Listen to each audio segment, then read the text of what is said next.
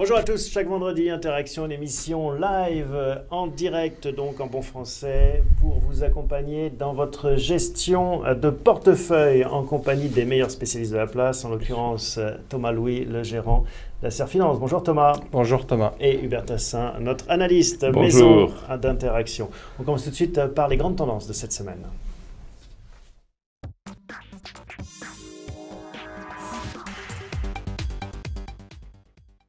Je vous invite au cours de cette émission interactive à nous poser toutes vos questions, à nous challenger sur le chat qui se situe à côté du player. Mais on commence tout de suite donc par ces grandes tendances de l'actualité économique. Hubert, qu'est-ce que vous avez noté? Alors, la semaine dernière, quand on s'est séparés, on avait 2 jours de fermeture des bourses chinoises, plus un week-end, donc il y avait un peu de stress après tout ce qui s'est passé depuis le 24 août. Bon, ça a repris dans le calme sur la semaine. Shanghai, ça monte de 1,3%, donc ça rattrape pas ce que ça a perdu, mais on est calmé, donc c'est un peu On a même eu une très grosse progression de Tokyo voilà. Cette semaine. C'est un autre sujet quand même, mais on a eu un ouf de soulagement sur les marchés. Les marchés terminent grosso modo en hausse, 1,5 aux États-Unis, 0,7, 0,8 en Europe, avec un peu plus comme tout le temps en ce moment. Sur l'Italie et même sur l'Angleterre. Mais c'est le ouf de soulagement. Voilà, il n'y a pas eu, à la reprise des marchés après 4 jours en Chine, à nouveau un glissement. Alors, comme vous le dites, fait notable, ça a été cette séance à près de 8%, près de 8% au Japon, mais on gagne que 2,6 sur la semaine, avec une des fameuses troisième flèches de M. Abe, qui est la réduction de l'impôt sur les sociétés, qui est très élevée. Alors c'est vrai qu'on est dans un pays où on est obligé de payer des impôts, mais ils sont à 36%, donc déjà s'ils reviennent à 33%, ils ont un objectif de 25 un jour. Donc à la fois, c'est bien pour les entreprises, et puis ça prouve que Abe est capable de passer ces fameuses réformes de structure. Thomas, qu'est-ce que vous retenez de cette semaine? Que le jour critique, comme l'a dit Hubert, c'était lundi. Clairement, on avait tous les yeux rivés sur les marchés chinois. S'ils avaient cassé, ça avait baissé violemment. Ça a entraîné des effets techniques assez importants sur les autres marchés, dont les marchés américains, qui sont vraiment sur un seuil technique fort au moment où nous parlons. La consolidation qu'on a eue cette semaine, des soubresauts, certes, mais un petit peu moins de volatilité par rapport à ce qu'on a connu, nous conforte pour l'instant dans une vision assez saine des marchés. Donc pour l'instant, plus de peur que de mal, c'est à peu près la moralité de cette semaine. Et alors du côté des matières premières, le pétrole est entre 47 et 49 $ le baril pour le Brent. Donc pas de choc. Tous les jours on dit tiens ça a baissé de 2%, ça a monté de 2%, mais pas de choc sur cette matière première-là qui est quand même celle qui dirige l'affaire. De façon plus locale, la production industrielle en France qui recule, c'est anecdotique pour la bourse ou c'est quand même un signal pas très encourageant pour l'Europe? C'est anecdotique pour la bourse, ça ne l'est pas pour les Français. On a clairement un problème qu'on ne veut toujours pas voir en France, mais ça ne touche pas les grandes entreprises cotées dont on parle et ou les champions, les small et les mid-cap qu'on peut avoir en portefeuille, qui sont généralement éloignés de ces considérations-là. Mais on ne pourra pas faire abstraction longtemps de ce qui se passe dans l'Europe et de ce qui se passe chez nous. Voilà. Alors, le graphique macro de cette semaine, Thomas, je vous laisse nous le présenter. Mais oui, parce que les taux aux États-Unis, on en fait des couches et des couches. Donc nous, on a décidé de prendre un petit peu de recul, comme d'habitude. On dézoome. Et on dézoome. Et donc, on dézoome depuis 1990. Et vous voyez à l'écran 2 périodes.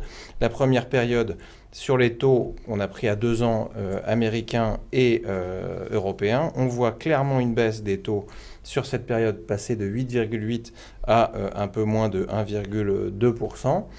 C'était des périodes où on luttait contre l'inflation. Il y a eu des hausses de temps en temps quand il y avait un peu d'emballement de l'économie. C'est ce qui s'est passé.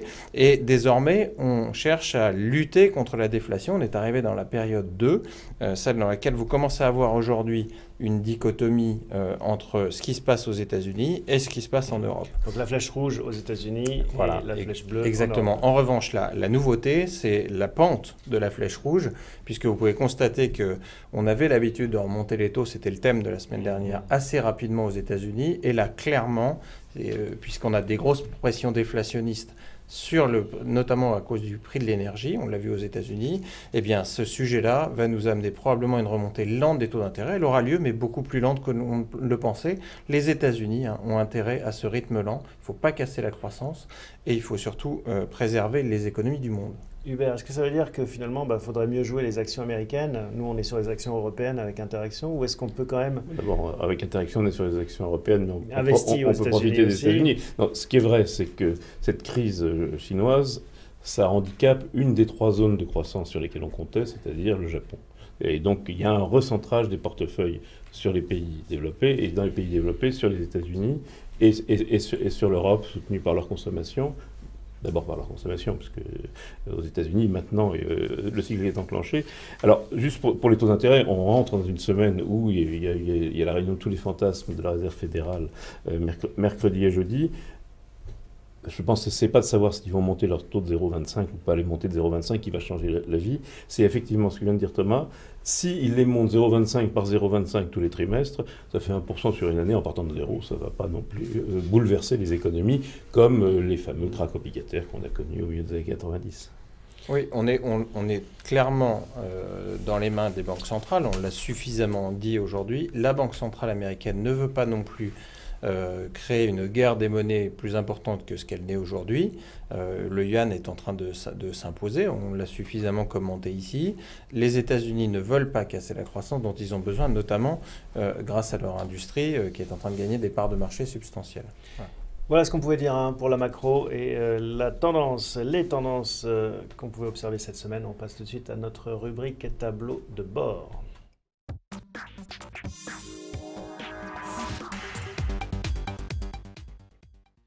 Alors, quand on lève le nez du tableau de bord, on aperçoit des feux de circulation. On commence par ces feux tricolores avec un petit changement cette semaine. Oui, un feu qui est passé au rouge, le premier, celui du niveau des perturbations, qui est le seul à avoir bougé cette semaine. Finalement, compte tenu des mouvements récents, c'est pas très étonnant qu'on ait un mouvement de perturbation. Et je vous invite à aller voir tout de suite sur le graphique suivant.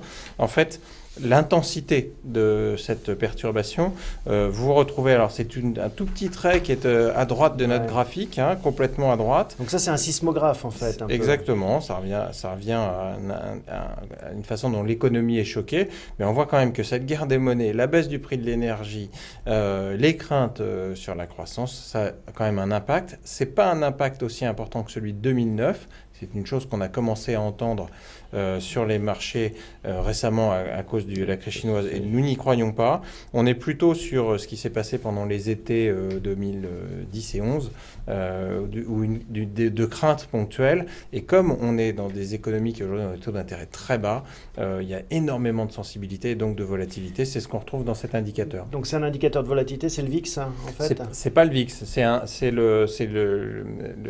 l'échelle de Richter, la façon dont les économies sont choquées. Alors c'est très important pour les performances aussi des marchés. C'est-à-dire que tant que les marchés sont très volatiles, justement, vous avez des gestions qui surveillent la volatilité et qui n'investissent pas, qui retiennent, alors qu'elles ont du cash, qui retiennent leur cash, même si elles ont des scénarios, comme on l'a dit, assez nets sur l'économie américaine ou l'économie européenne. Mais fatalement, vous avez des gestions qui se sont engagées à ne pas dépasser tant de volatilité. Donc la volatilité joue sur l'absence de volatilité à terme, puisque les gens, n'étant pas présents, ça va aller un peu moins dans les deux sens. Exactement. La météo, rapidement, pour finir cette séquence, on reste en mode 3. Oui, notre mode 3... favori, préféré il n'a pas changé. Il n'a pas changé depuis qu'on a commencé... En fait, on n'a qu'un graphique, on ne vous l'a pas dit, mais cette émission, on peut pas le changer. On a un problème de budget. On voit quand même qu'en 2011, on a été très Mais vous voyez effectivement dans ce que décrit Hubert, c'est que historiquement, il y a des moments où ça dure longtemps, notamment sur la période 2001-2003. Ça avait duré très longtemps et on était à cette époque en mode 4, c'est-à-dire en mode de crise. Donc jusque-là, notre indicateur fonctionne et on l'a vu dans la volatilité de déplacement. On a retrouvé cette météo mitigée. Voilà donc ce qu'on pouvait dire sur notre rubrique tableau de bord. On passe aux performances d'Interaction.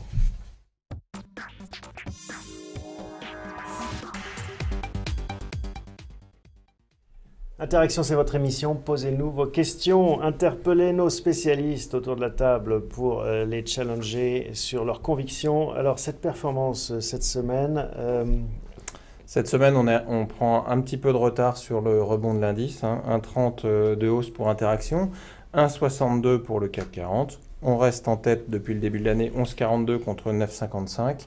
C'est pas trop mal. Presque 2 points d'écart. Oui, quand on va rentrer dans le détail, on va voir un petit peu ce qui s'est passé cette semaine. Alors, d'un point de vue sectoriel, pour commencer? Oui, voilà, absolument. Alors, les performances sectorielles, vous allez les retrouver. Elles sont en bleu, je le rappelle, pour le CAC, en rouge pour Interaction. Et vous voyez que c'est plutôt l'aspect de consommation cyclique contenu dans l'indice CAC 40 qui a pas mal rebondi cette semaine. Et comme on est plutôt absent des grands titres du CAC sur les consos cycliques, eh bien on est un petit peu en retard. Il reste que le potentiel du fonds reste élevé à 13,87% contre 17% à l'indice.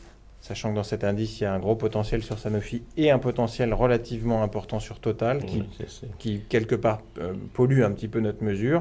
Notre positionnement fait qu'on a bien rebondi sur les valeurs technologiques cette semaine, mais aussi sur les quelques valeurs défensives que nous avons en portefeuille. Alors, on voit tout de suite le détail des contributions au niveau micro, au niveau des actions, avec... alors, des services aux collectivités qui avaient été, on voit que c'est volatile hein, par définition. Veolia a rebondi de 4,30% et c'est notre meilleure contribution ce mois-ci. Hein, c'est la colonne contribution que vous voyez. Le portefeuille ici est classé par contribution. On retrouve Rheinmetall qui est franchement... Notre valeur allemande. Notre valeur, un pic formidable. Qui est vraiment remarquable. Orange qui a pas mal rebondi cette semaine, malgré une baisse ce matin d'ailleurs. Vinci également. Et pourquoi Vinci? Parce qu'on est en train de se rendre compte que finalement, et on le verra sur le titre FH dont je parlais tout à l'heure, il y a une belle fréquentation des autoroutes et tout ce qui est concession est en train de donner des grandes surprises et plutôt des bonnes surprises. La croissance de la fréquentation, par exemple, sur autoroute Paris-Rhône qui appartient à Eiffage, c'est plus 2% pour le semestre, là où on attendait 2% pour l'année. Donc la baisse du prix du pétrole qui est un de nos thèmes, on le retrouve ici. Et puis à l'autre bout du spectre... en bas de tableau, là, il y a une grosse marque rouge avec KPN. Voilà, ça s'appelle une gamelle. C'est ça. Ça arrive dans la gestion, il faut s'y faire de temps en temps. Une gamelle, voilà, KPN, une annonce...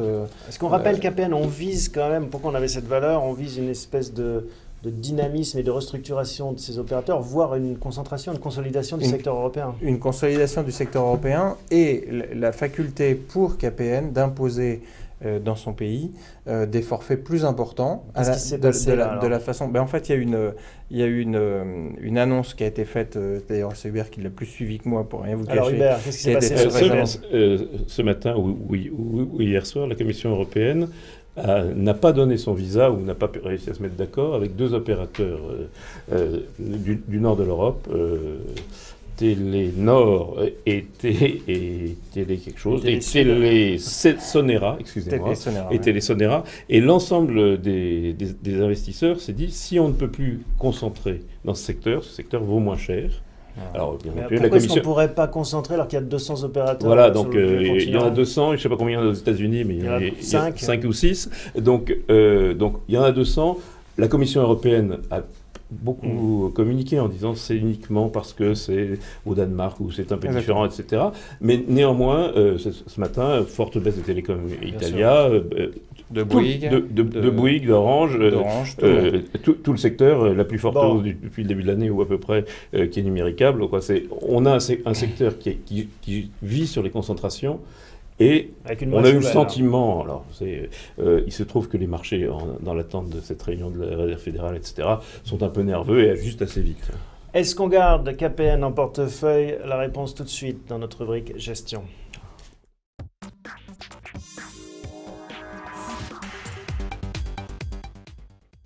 La gestion d'Interaction, ce fonds transparent, cette émission interactive, on rappelle les récents arbitrages avec l'historique d'Interaction. Alors on a rentré depuis le début du mois, on a acheté un peu de chargeurs, vous vous en souvenez, j'en avais parlé la dernière fois, on avait allégé Telefonica, non pas parce qu'on est plus malin que les autres, mais simplement pour prendre des bénéfices, et on voit bien que ça nous abrite largement quand il y a des corrections comme ça.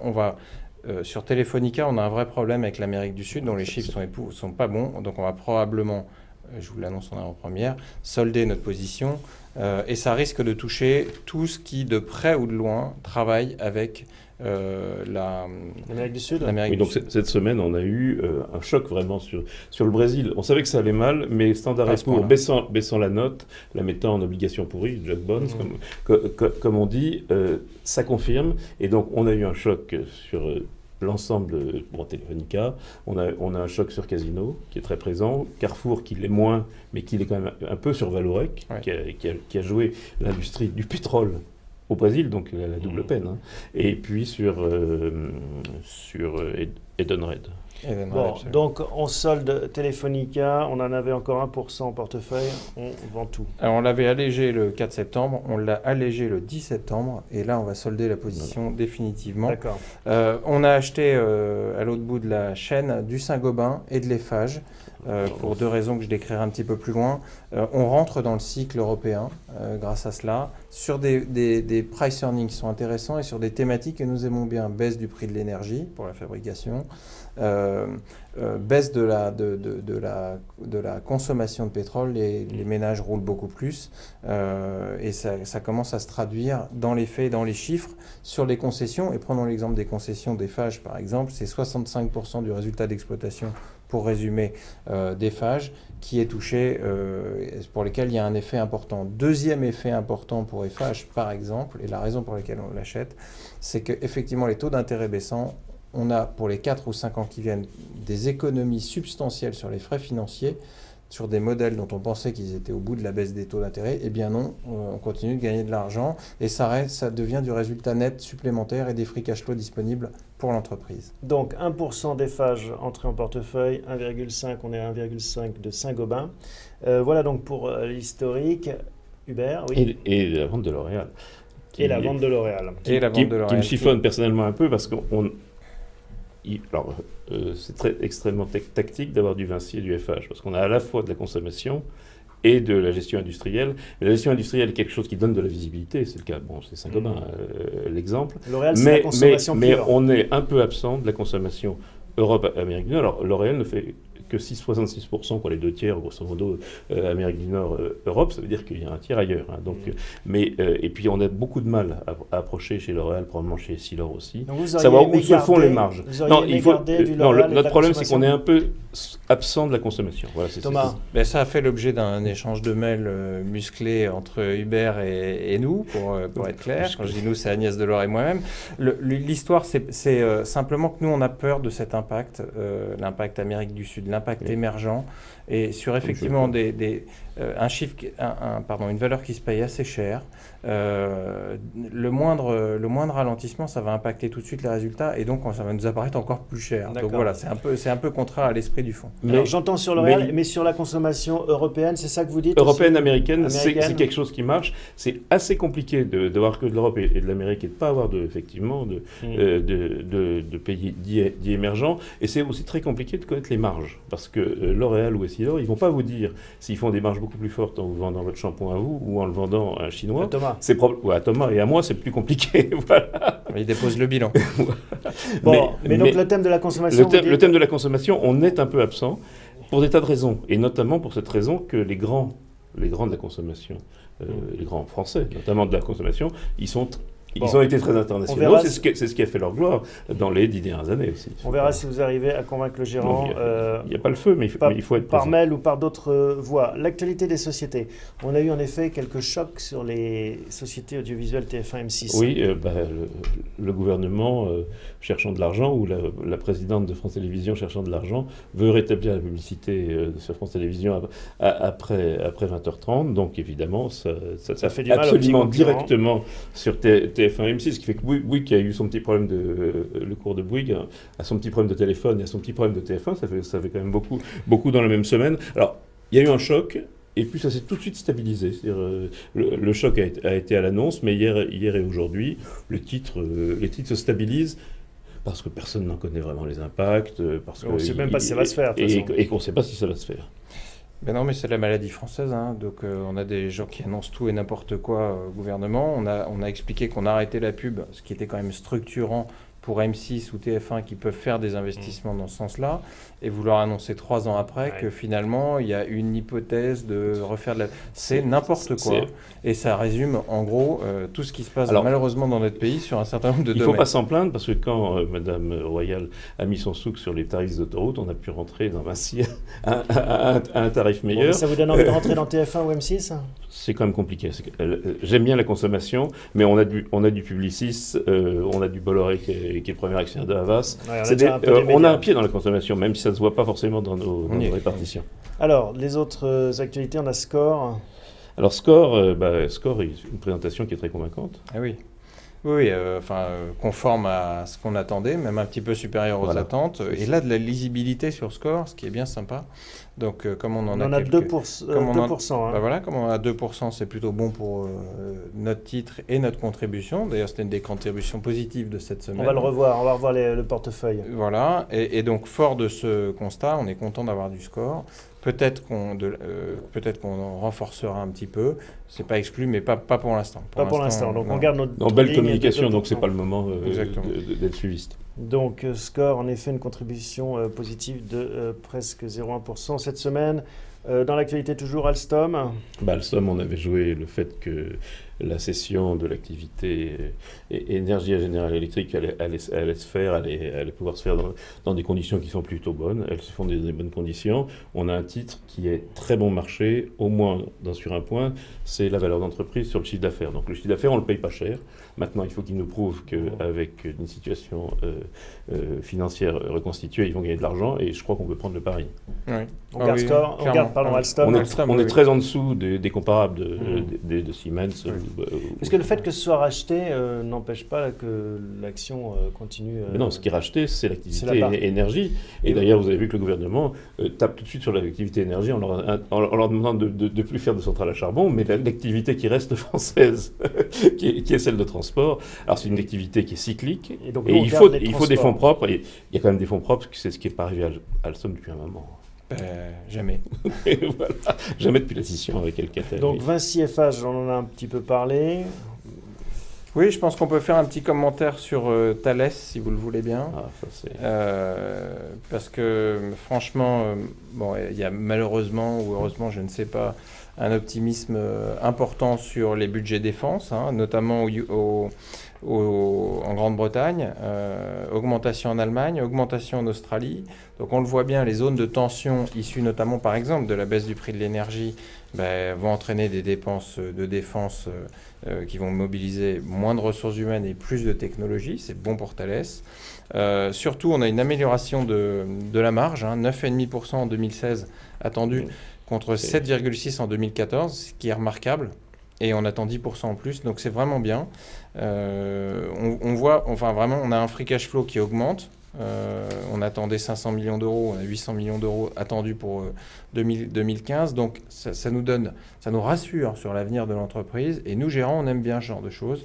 Donc on a un objectif de cours de 67-68 euros. On est vraiment content d'avoir ce titre en portefeuille aujourd'hui. On a 3,5%. Oui, on ne va pas monter beaucoup plus haut. C'est bien, oui. Ça fait déjà... C'est bien, et on a quand même presque 2% de Safran. On est quand même exposé dans le secteur. Exactement. Bon, Saint-Gobain, on en a parlé un petit peu. Oui. Saint-Gobain, on peut juste dire qu'on joue aussi un de nos thèmes de prédilection, la consommation, la reprise de la consommation et ou de la croissance en Europe. Ça, c'est la reprise du résidentiel, même si les indices sont pour l'instant, ou les indicateurs sont pour l'instant un petit peu faibles. Malgré tout, on en a un bon exemple. Ils vont pouvoir répercuter une hausse des prix d'environ 2%, ce qui est toujours bon. Ça se traite, c'est très peu cher aujourd'hui. C'est très bon marché. C'est très très bon marché. C'est en ligne avec la moyenne historique, donc on n'est pas tellement inquiet nous. Et puis on pense que la guérilla judiciaire c'est terminé. C'est fini, oui. Donc que Saint-Gobain n'aura pas besoin de mobiliser beaucoup plus. Le seul défaut de Saint-Gobain, c'est que c'est perçu comme une valeur allemande. Et une valeur allemande d'investissement, alors qu'effectivement, on pense que la consommation, elle est pas tirée. L'Allemagne n'est pas tirée par la consommation, c'est un pays d'Europe qui est tiré par l'investissement, mais autrement, c'est très bon marché. Et dans le sens de la fin de l'exposé de Thomas, le patron de Wendel, donc l'actionnaire qui s'est imposé de référence. Et dans sa communication, sa présentation de ces semestriels hier a été extrêmement poli, laudateur avec Saint-Gobain. Donc s'ils marchent ensemble, enfin c'est quand même mieux de marcher ensemble. Ça faisait longtemps. Ça avait mal Ça commencé. faisait longtemps qu'on l'attendait. Alors donc, pour résumer, les arbitrages, on sort de Telefonica, Oui.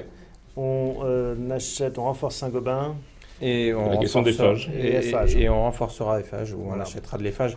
L'histoire d'Eiffage, encore une fois, hein, je le rappelle, nos thèmes de prédilection, une reprise en Europe, donc augmentation de la fréquentation des autoroutes, donc des concessions. C'est important pour nous, grâce à la baisse du prix de l'énergie. C'est remarquable. Des travaux que l'État s'est engagé à payer, contrepartie de la baisse des redevances ou de la stagnation des redevances autoroutières, ce qui fait doucement rigoler, Oui, parce qu'ils sont gagnants sur tous les tableaux finalement, comme souvent. Oui, ça, ils sont très malins, on peut le dire. Et puis la baisse de l'endettement grâce au quantitative easing, des résultats financiers meilleurs qu'attendus. Et ça a un jeu sur les résultats d'aujourd'hui, puisqu'évidemment on refinance moins cher ce qui est en stock, et c'est un jeu pour aller chercher des nouvelles concessions, notamment les concessions de chemin de fer qui vont être remises sur le marché rapidement. La boîte à idées d'Hubert, sinon, qu'est-ce que vous avez dans votre besace? On a quand même fait beaucoup. Encore une fois, mon sujet c'est la consommation, mais j'ai pas vraiment de... À part Autogrill. Hein. Autogrill, c'est de la consommation américaine et européenne. Et italienne. Et pas loin des autoroutes aussi. La boucle serait bouclée, on serait qu'un portefeuille autoroutier. Ouais. Non, mais Vinci Eiffage, ça a l'avantage, comme on a dit, de croiser les taux, l'investissement et la consommation. Donc pas de petite valeur. Non, on est sur des marchés qui sont quand même extrêmement agités. C'est pas la peine d'essayer de faire le malin. Hein. Oui, non, c'est pas la peine. On a vu dans l'actualité que je qualifierais de marrante entre guillemets Air France, qui est donc la seule compagnie je sais pas si ça les fait rire. ne bénéficie pas de la baisse des taux et deux, la masse salariale des pilotes la plus élevée au monde. Donc on s'est rendu compte que dans le rapport de force qu'ils viennent d'imposer, je pense, avec l'accord du gouvernement pour être tout à fait précis, les pilotes reviennent à la table des négociations. On voit bien que ça n'est pas tenable. La situation n'est pas tenable en l'état. Ce sera probablement un titre qu'il faudra regarder le jour où il y aura des ratios comme chez tout le monde. C'est un peu exaspérant d'avoir une baisse du coût de l'énergie et de pas avoir un effet de levier sur la compagnie d'aviation. Une compagnie qui est coincée entre les low cost, EasyJet, Alors, Ryanair, et puis le hub. Mais le projet de low cost à l'intérieur de la compagnie est un projet compliqué à cause de ces syndicats de pilotes. C'est compliqué. Mais on a l'impression que là-dessus, le gouvernement veut bouger sur le code du travail aussi. En tout cas, il y a quelques signaux qui vont dans ce sens. Et des négociations au niveau des entreprises qui pourraient se débloquer. Je pense qu'ils ont sorti toute la palette de ce qu'ils pensaient jouable entre le CICE et tout un tas de choses. Et puis, au bout du compte, on tombe toujours sur la même difficulté, c'est-à-dire une masse, en tous les cas, un taux de chargement des salaires qui est trop élevé relativement à tous nos concurrents. D'une part, et puis il y a des prélèvements qui pénalisent de facto toutes les entreprises. Vous êtes le plus cher en IS, vous êtes le plus cher en charges sociales. À un moment donné, vos entreprises ont un problème. La France n'est pas une île, l'exception culturelle c'est très bien, mais au cinéma, dans l'économie, ça marche un peu moins bien et on l'apprend tous les jours. En tout cas, voilà ce qu'on pouvait dire cette semaine. Merci beaucoup pour toutes ces recommandations. Merci de votre fidélité. N'hésitez pas à nous envoyer vos questions chaque semaine. On y répondra et vous pouvez retrouver Interaction dans vos crèmeries préférées pour en acheter des parts avec toutes les précautions d'usage qui s'imposent. Merci à tous, à la semaine prochaine.